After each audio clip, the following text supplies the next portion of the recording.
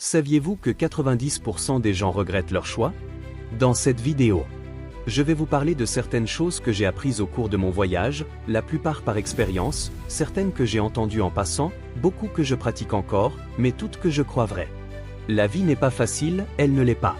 N'essayez pas de la rendre telle. La vie n'est pas juste, elle ne l'a jamais été, elle ne l'est pas aujourd'hui et elle ne le sera jamais.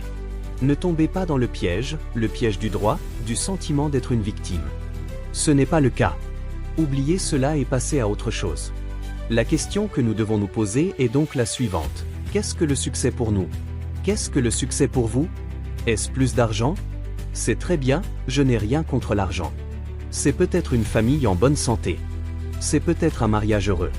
Peut-être est-ce d'aider les autres, d'être célèbre, d'être spirituellement sain, de laisser le monde dans un état un peu meilleur que celui dans lequel vous l'avez trouvé. Continuez à vous poser cette question. Il se peut que votre réponse change avec le temps, et c'est très bien ainsi. Mais faites-vous cette faveur, quelle que soit votre réponse, ne choisissez rien qui mette votre âme en péril. Donnez la priorité à ce que vous êtes, à ce que vous voulez être, et ne passez pas de temps avec quelque chose qui contrarie votre caractère. Soyez courageux. Prenez la colline. Mais répondez d'abord à cette question, quelle est ma colline? Nous devons d'abord définir le succès pour nous-mêmes, puis travailler pour le maintenir. Faire le décompte quotidien. Entretenir notre jardin. Maintenir en bon état les choses qui sont importantes pour nous. L'endroit où l'on n'est pas est aussi important que l'endroit où l'on est. Il est tout aussi important d'être là où nous ne sommes pas que là où nous sommes. Le premier pas qui mène à notre identité dans la vie n'est généralement pas « je sais qui je suis ». Ce n'est pas la première étape. La première étape est généralement « je sais qui je ne suis pas », processus d'élimination. Se définir par ce que nous ne sommes pas est la première étape qui nous permet de savoir qui nous sommes. Vous savez, ce groupe d'amis avec lequel vous traînez et qui ne fait pas ressortir ce qu'il y a de meilleur en vous? Vous savez qu'ils bavardent trop ou qu'ils sont un peu louches, ils ne seront vraiment pas là pour vous en cas de coup dur. Ou encore ce bar où l'on va sans cesse et où l'on a toujours la pire des gueules de bois. Ou encore cet écran d'ordinateur qui nous sert d'excuse pour ne pas sortir de chez nous, nous engager dans le monde et avoir une véritable interaction humaine?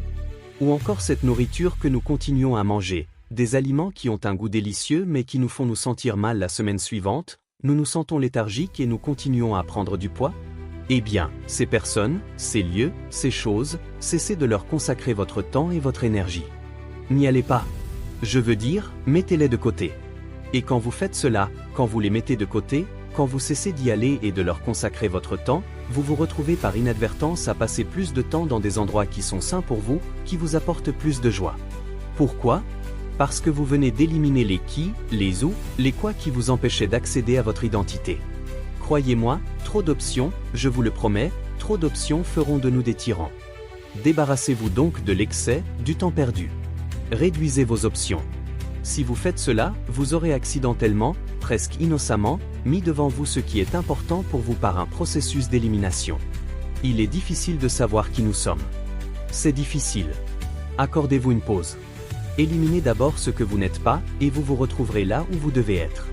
Au lieu de créer des résultats qui nous prennent, créons davantage de résultats qui nous rendent l'appareil, qui nous remplissent, qui gardent notre feu allumé, qui nous allument le plus longtemps possible dans notre avenir. Nous faisons de notre mieux, nous ne faisons pas toujours de notre mieux. Et puisque nous sommes les architectes de notre propre vie, étudions les habitudes, les pratiques, les routines que nous avons et qui conduisent et alimentent notre succès, notre joie, notre douleur sincère, nos rires, nos larmes sincères. Décortiquons-les et remercions-les. Et quand nous faisons cela, devinez ce qui se passe? Nous nous améliorons et nous avons plus de choses à disséquer. Faites preuve de discernement. Choisissez-le parce que vous le voulez. Faites-le parce que vous le voulez. Nous allons faire des erreurs. Il faut les assumer, faire amende honorable et aller de l'avant. La culpabilité et les regrets tuent beaucoup d'hommes avant l'heure. Alors, tourne la page. Descendez du manège. Vous êtes l'auteur du livre de votre vie. Que allez-vous éliminer dès aujourd'hui? Dites-le en commentaire. Abonnez-vous et aimez la vidéo à notre chaîne pour plus de motivation et conseils.